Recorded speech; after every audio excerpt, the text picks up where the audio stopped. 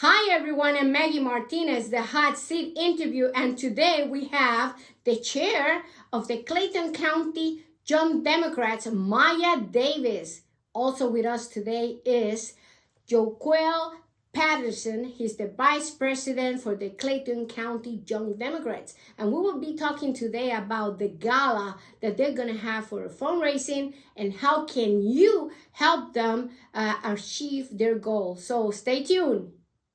Hot Noise Radio presents Starbound Studios starring Maggy Martinez and the Hot Seat Interview. Welcome to the show.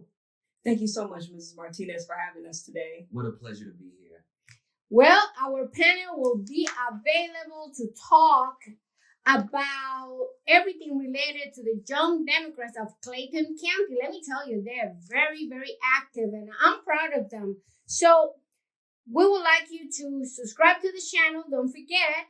And also, we go on air every Wednesday, but it's on YouTube on demand. I wrote a book. It's called The Secrets of Campaigning. So it's 40 years of experience. So make sure you buy it. It's on Amazon. Maya, what areas of opportunity exist for the Democratic Party is related to engaging young people between the ages of 16 and 40? Well, first I would like to start off by saying, as far as the Clayton County Young Democrats is concerned, we are always looking for chapter presidents for various municipalities, such as Forest Park. We've got Jonesboro, Riverdale, and so many that exist here in Clayton. So if you're a young person and you're watching this channel and you're interested, please be sure to contact me at on our Instagram at Clayco Young Dems. Also, too, there are various other opportunities too. The Georgia Legislative Black Caucus, they're always looking to train up young people who are interested in, becoming politicians, political lobbyists, and things of that nature. So it's ample opportunities that are available for young people that are looking to join. And we have John with he's the vice president for the Clayton Young Democrats. Which part are the interest in politics, and how did you become involved? My interest in politics, Maggie, thank you so much for having us as well, started at an early age with door knocking and canvassing with our local elected officials. There was a woman by the name of City Councilwoman Maggy Martinez, who was running for her seat. Oh, she had my name, Maggy. Yeah. Oh, wow. Interesting. Yeah. Maggy Martinez, who was running for her seat. She actually served as the first female to serve as the city council president down there. And so she was running for re-election, came through the neighborhood, saw a kid who was interested in politics and invited me on. And from there, I've been working on various campaigns on the local level in Atlanta, working with Joy Shepard, and then, of course, on the state level with other individuals. So just, doing that behind the scenes field work to get people elected, that's the area that I really find interesting. So, Maya, what's the event that is coming up? So the Georgia's Next Leaders, that is our Public Service Leadership Training Academy. Let me say it again, our Public Service Leadership Training Academy. So we're going to be teaching various strategies for those who are looking to run at the state, local, county, and even the federal level. So various courses that we're going to be offering include fundraising and fundraising. It's going to include knocking on doors, so public activism and engagement. And we're also going to be focusing on other unique strategies such as statesmanship. We're going to be focusing on working in collaboration with labor unions, things of that nature. So it's a lot that we've got coming up here in March. So we look forward to it. So you having a gala or an event? What type of event you having? So it's a fundraising mixer. So what it is that we're going to be doing with these funds again is allocating them to various strategies that we're going to be teaching. And so we've invited local elected officials here in Clayton County. So I look forward to seeing them soon. Well, Jonquil, it's a lot going on through the vines, right? A lot of leaders said they're running for governor. So who do you think is running for Georgia? Wow, that is an interesting question. Now, you said, who do I think is running, or who do I think is a good fit? A good fit? Who is running? We just want to know. It's just how everybody's talking about it, but nobody's saying anything. Well, right now I think it's a little too early to say. I know I've heard some rumors about possibly, the former mayor of Atlanta, Keisha, possibly putting her name in the running. I just would want to wait and see who else is going to put their name out there and get a better feel of what candidates are out there.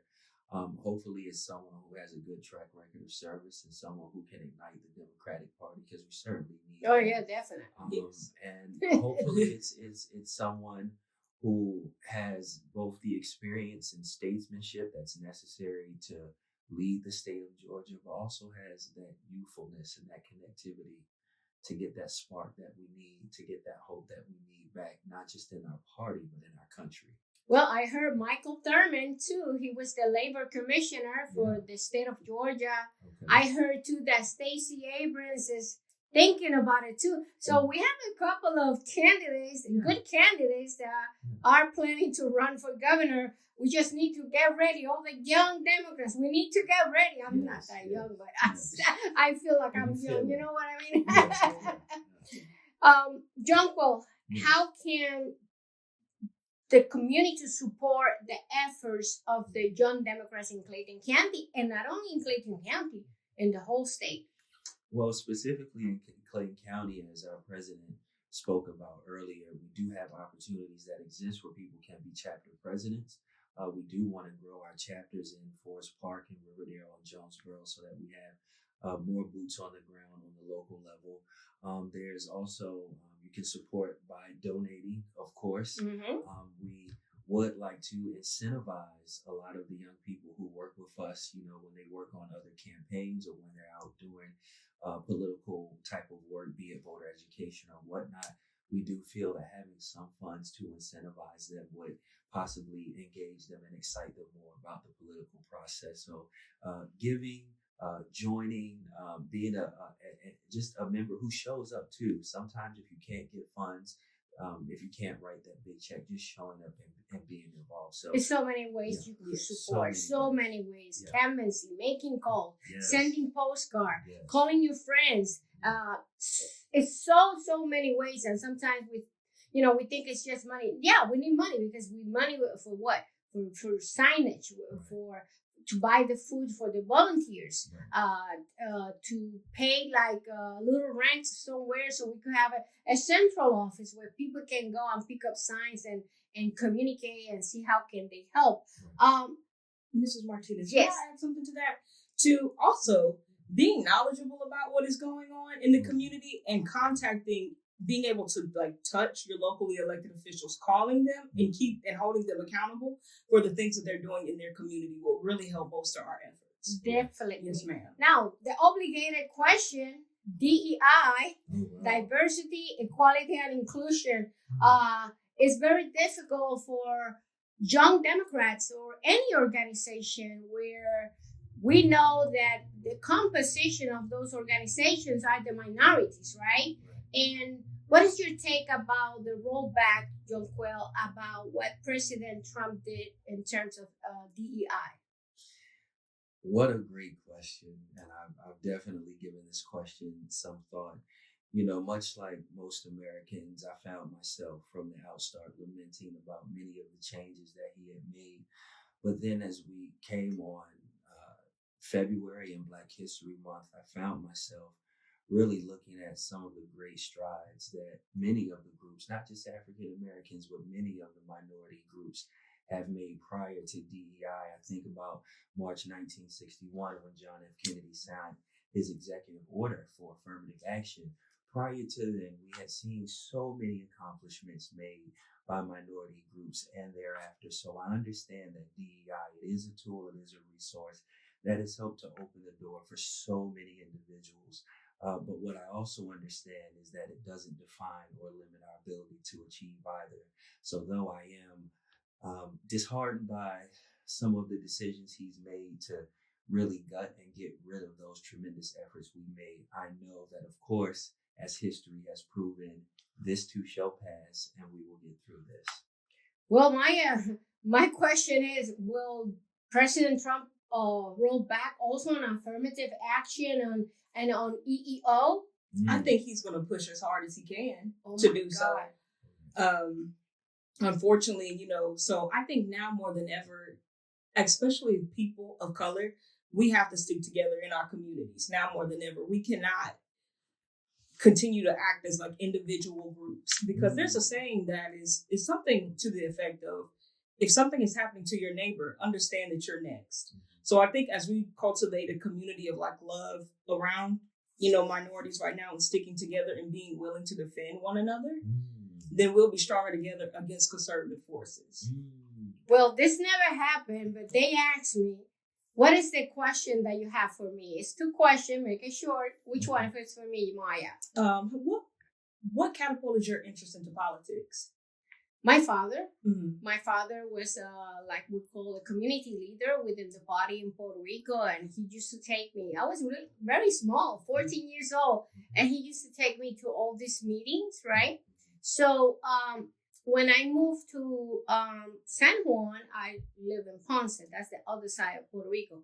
When I moved to San Juan to work as a news reporter for WUNO, they sent me to cover what?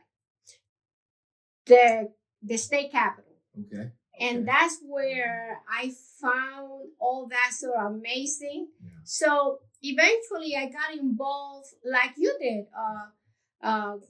going house by house, bringing the message, being part of the women's organization for statehood in Puerto Rico. And then from there, it was an opportunity, because opportunities, they're there. They come to you. You see, there's 2 young men and women here. The future for them is right there. I could see it, how they speak, how they portray themselves. And we have to help the young generation that are coming up, because we are just passing by. You see what I mean? And that's how I got involved in politics. But I believe in statehood for Puerto Rico, just to make it clear.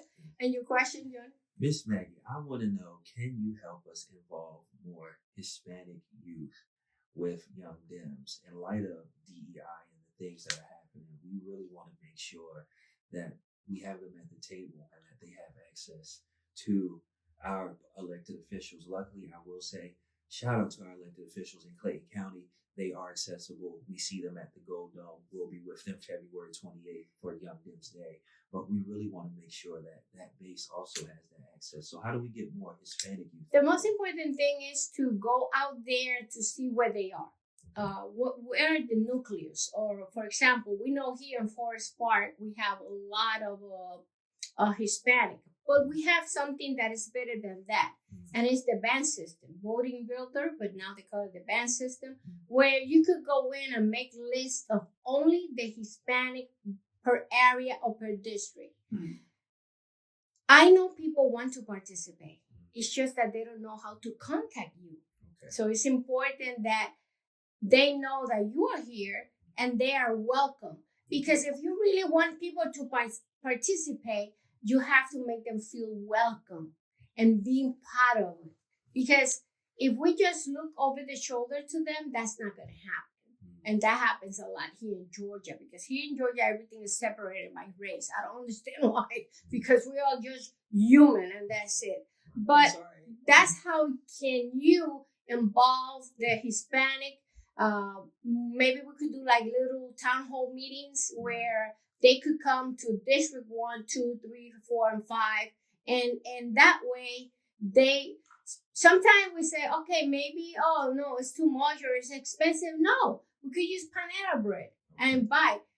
1 comes, that's good. 2 comes, that's good. 5 comes, that's better. You see where I'm going? Okay, Ms. Martinez, can we do a town hall with the hot seat in Clayton County Young Dems? You know you got my support. This is the only organization that I work for free, just so you know. So, no, you have my support. Thank you. In order to involve more young people into the organization, because believe it or not, you are the future of this party. It's not us. We're just passing by. We already did what we did when I was a state representative.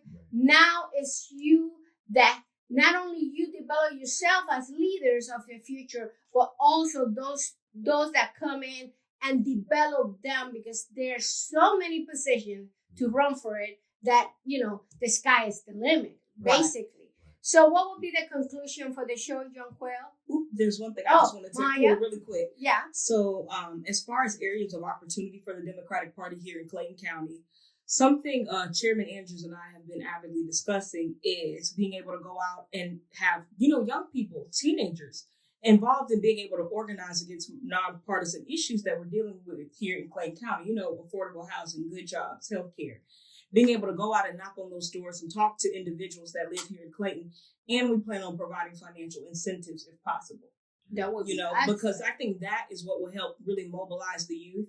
I think when money is a motivating factor, but I think too, when they start to see long-term the change that they're creating in their community, that'll help encourage and incentivize them to be like, hey, maybe this is something that I would do long-term. And you that are listening, they need money. So when is the gala? Where is the place? And what time? It's at the Piedmont House on March 22nd at 6 p.m. So, and what about dress code? So I think it's gonna be dress casual. Dress casual. Yeah. That's good. I like to dress the other way. Yeah, me too. But we'll be there. Hopefully, it can be cute casual. Yeah, cute casual. I like that. Yeah. Cute casual. Okay. Well, anything else you want to say? Definitely check out our website, youngdemsofclayco.org, georgianextleaders.org. Go and support us March 22nd. And we will have a link for our Act Blue in the bio section, in the comment section. Excellent. Well, the Young Democrats of Clayton County with us today. This is Maggy Martinez, the Hot Seat Interview. Until next time.